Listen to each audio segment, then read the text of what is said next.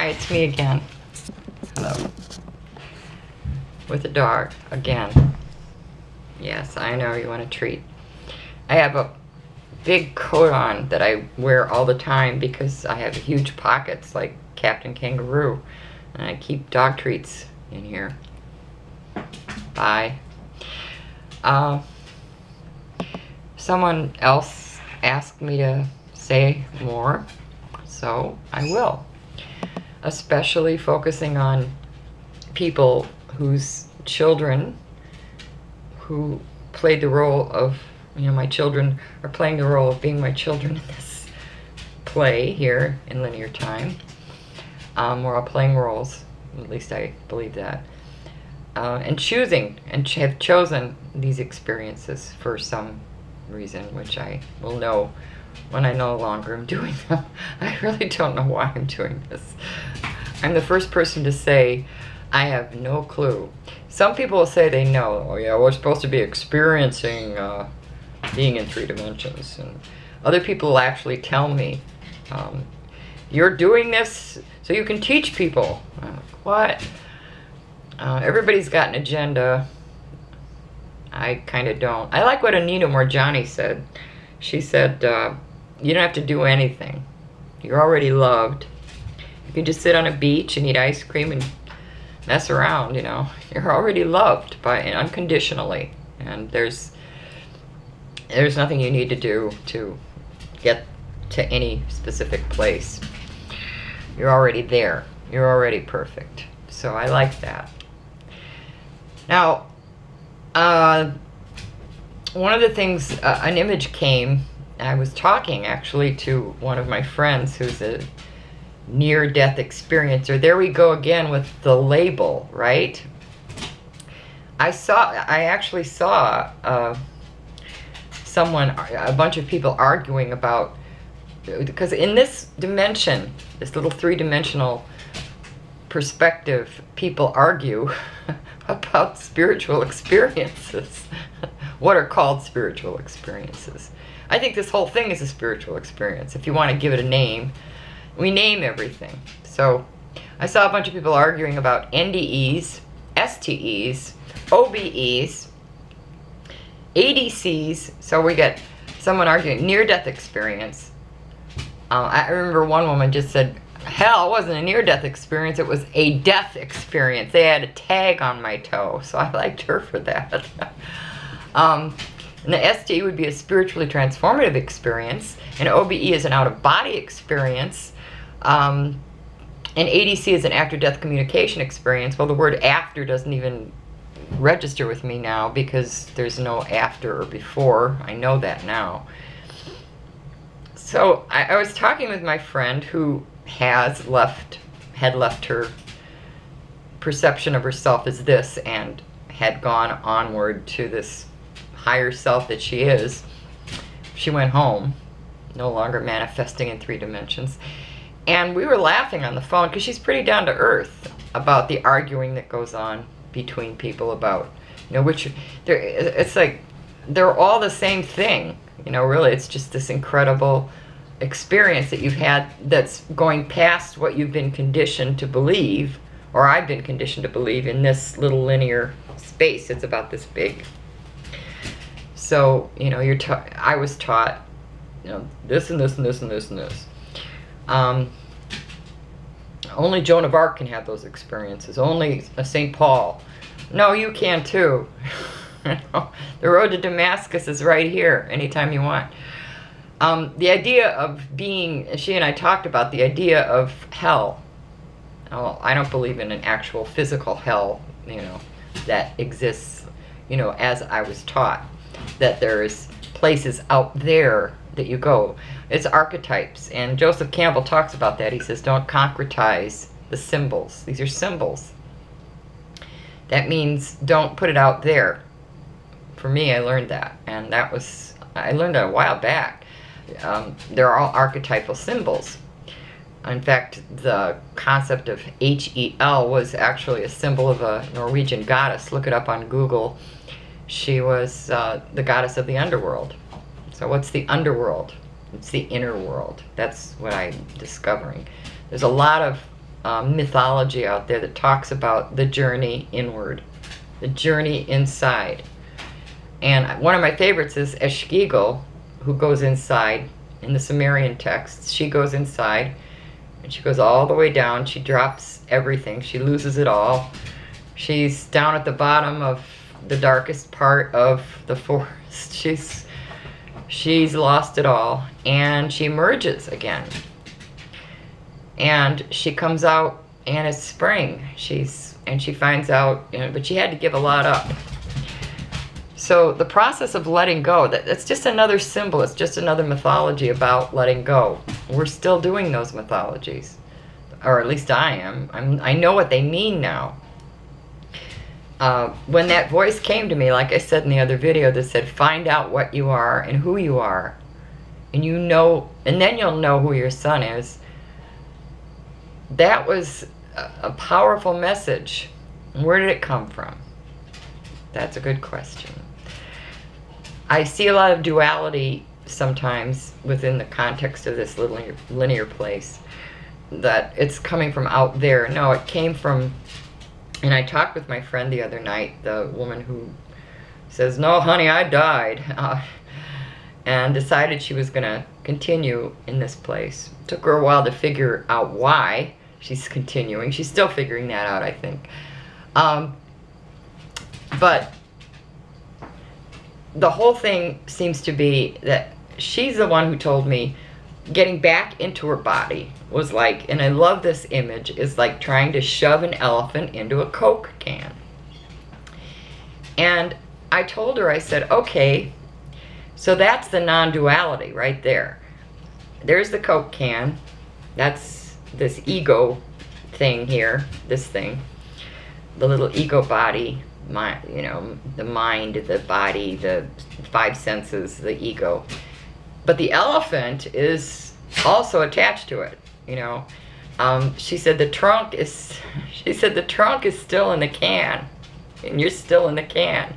At least the trunk is. The rest of the big self, the big Marianne, the big kahuna, the God Marianne that runs the show, is, letting you know what, to relax, for one, because this whole thing is really short, and that this little tiny ego part is, it'll occasionally rattle the can because it's not getting its way, but it's that big elephant I want to keep my eye on, part of me, that big expanded self that's God. It's attached to Joey, it's attached to my husband, it's attached to my parents, it's attached to all those people that no longer need to have their trunk stuck in that Coke can. I know those are silly, but that's the kind of archetypal references I use because I enjoy that.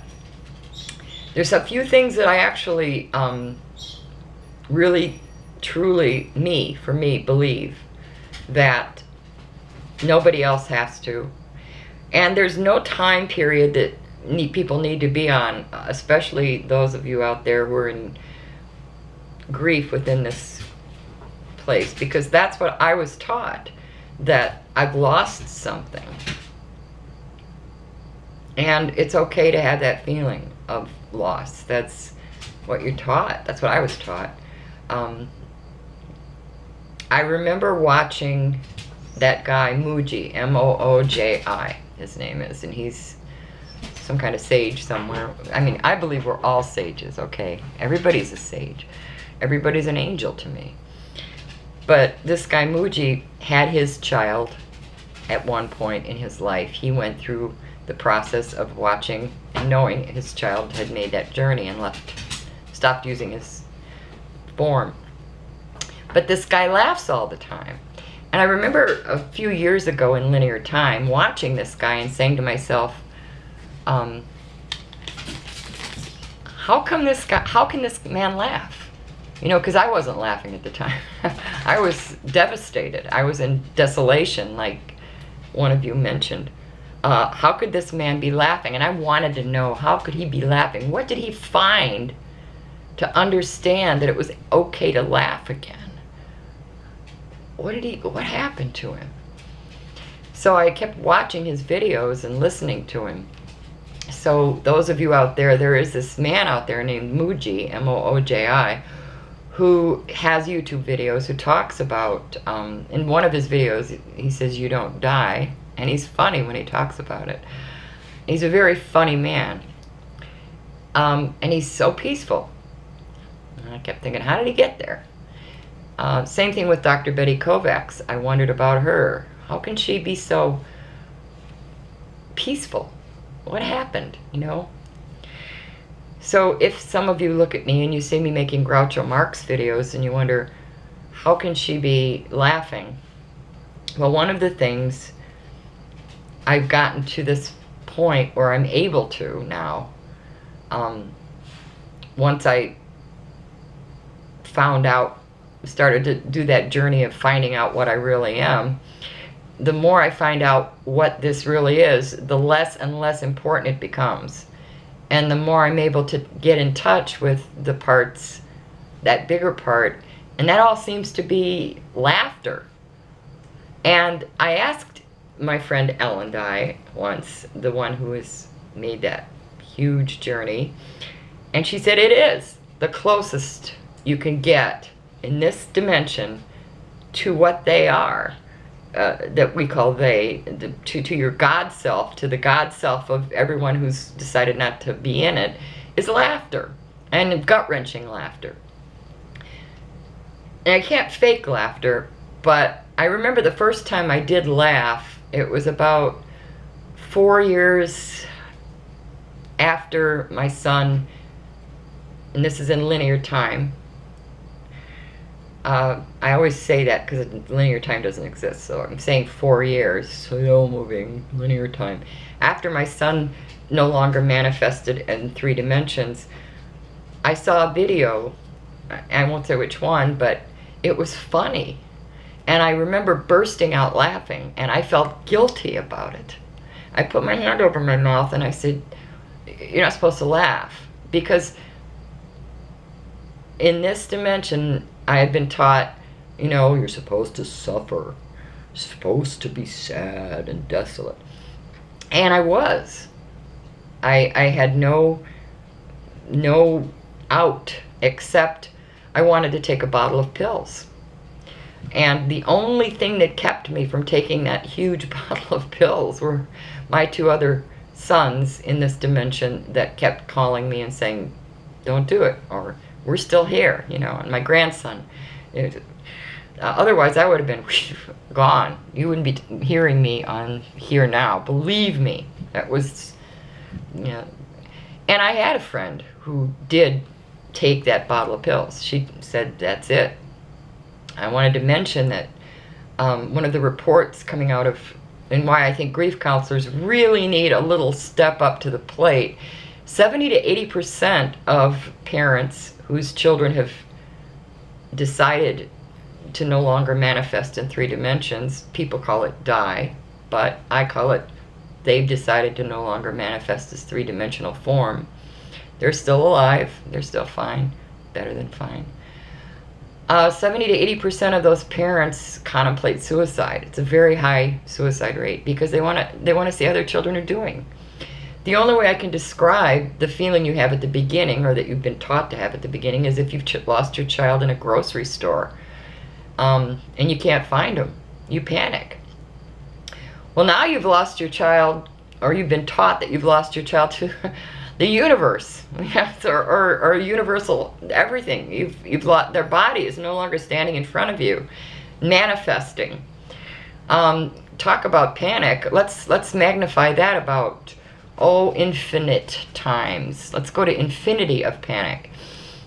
So you're devastated, and then you relearn, or at least I relearned, that he didn't die, that there is no death for me. There will be no death for anyone. Nobody dies.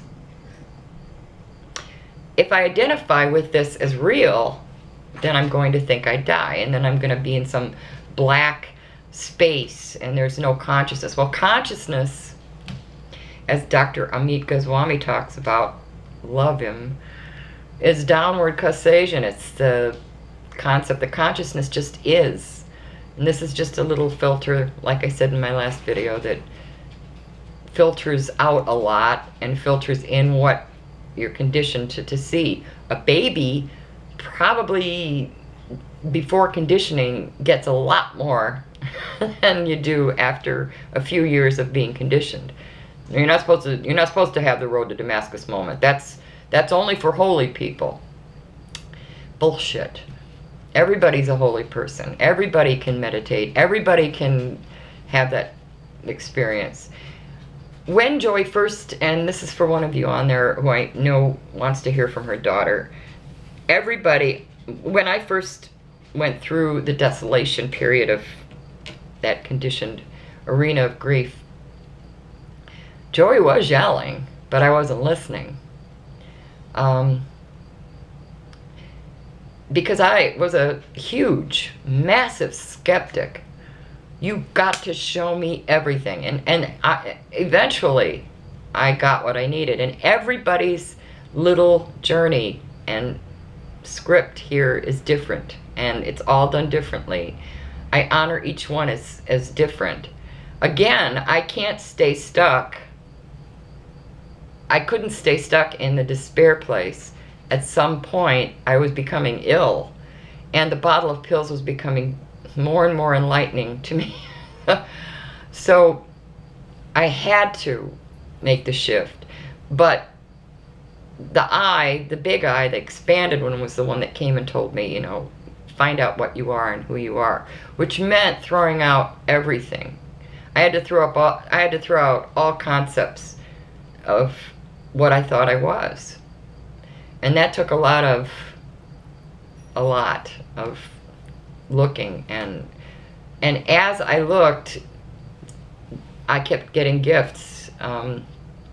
First the near-death experiencers, then going and visiting the near-death experiencers, or the death experiencers, I'd like to call them that, people who have had, I'd already been given gifts before, I didn't realize it, I realize it now in retrospect, but here I was given all these people, and then that sort of morphed over into me going to the Monroe Institute, and then that's morphing into something else now.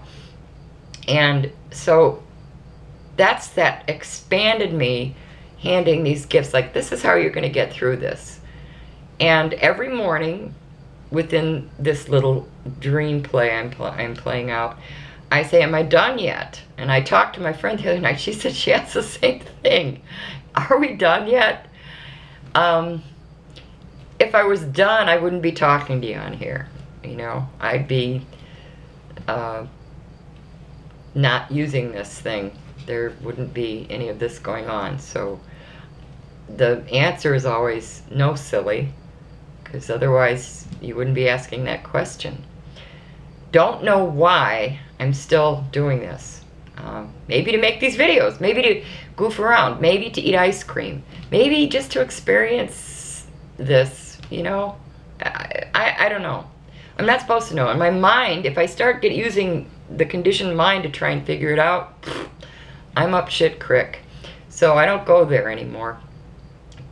The more I ignore it, the better off I am. I've noticed that. I sort of stay, and people say stay in the present moment. Well, the present moment's always moving around, so, you know, and then if you think about infinite dimensions, the present moment's everywhere, so that can make your brain explode. Don't even think about it, you know. Go. When that happens, I make a silly video. Whenever I start to say, hello, desolation, I make a silly video. It doesn't matter if anybody watches it, I just do it for myself. Another thing my friend and I talked about was the concepts, a lot of the belief systems that people carry over. I was raised in this linear time period in a Catholic system. Now, the Catholic system I was raised in was very archaic, old Catholic. So the idea that people went to these different places like hell and purgatory and limbo, and I actually believed that stuff when I was a kid. And the idea of limbo has been tossed, I guess. I didn't know it's been tossed. They don't use that anymore. Was if you weren't baptized as a baby, then you ended up floating around in some ethereal place, and that was limbo. So, please. That was always cracked me up thinking of babies floating around like, I haven't been baptized. I'm in limbo. When I was a kid, I was like, I don't believe this. And I don't believe in, I didn't like the movie What Dreams May Come because it put out the context and the message that suicide, for instance, made you go to some horrible place like Dante's Inferno, Seventh Circle of Hell, which is bullshit. People have always labeled the archetypes and put them out there. Hell is separation from God, someone said. Hell is separation from God. Okay, what's God? That big expanded self, that elephant, that part of me that is everywhere. I don't want to separate from her now. So now I'm in heaven. Now the little tiny Coke can that the trunk is in, or the little ego part, if I believe that's me and that expanded self isn't there and I'm not attached to it, then I'm in hell. Then I'm miserable. That's hell. So when Jesus, that cool guy that I consider, if he existed, there's a whole bunch of mythologies about different guys named Jesus, but there's this guy. So let's say Jesus was this guy that existed that said this. He said heaven is right here. So it's separation from God. But what's God? Is it out there? Not to me. It's me. It's the big me. And so is everybody else. So everybody's God. Everything is God. So that's the non-duality existing. And then it becomes heaven. So I can, the road to Damascus moment, anytime. So I don't believe that people who commit suicide get lost in limbo.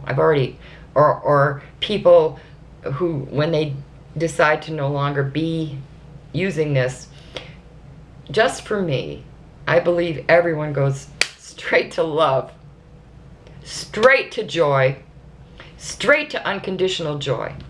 Whammo, bammo. You are embraced. You're not judged. You're not punished. You're not floating around in some terrifying, discarnate way. You're just in a place of love that when people have described it to me, they can't, because they don't even have a word for it. They can't even come close to describing it. All I know is that they start crying remembering it. It's that incredible. So that's my thing for today. Don't compare yourself to other people's grief processes. Everybody has been conditioned, that I know, to go through this. Especially in Western culture, there's this whole duality thing going on. It seems like in Eastern cultures within this play, they seem to be more more attached to the concept of non-duality. But in this one, it's like, God's out there, I'm over here. Hey, God, So don't compare yourself. Don't say, I should be here, I should be there. Wherever you are, you're perfectly, exactly where you need to be. I'm perfect, exactly where I need to be right now. You're perfect, exactly where you need to be. And for my one friend on here, as Anita Morjani, before she became famous, I used to go to the www.nderf.org forums, and she was on there talking about her near-death experience. And I asked her, I wrote her a letter and I said, I need to know how my son is. What is it like? And what's it like to no longer have a form? And she said, your son is closer to you now than he ever was when he was using this form. And that helped a lot at the time. So I say the same thing to you. Not from having experienced this as powerful of a death experience as she did. But that's all I can say.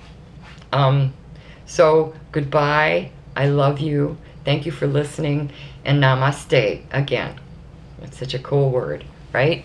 Okay, bye.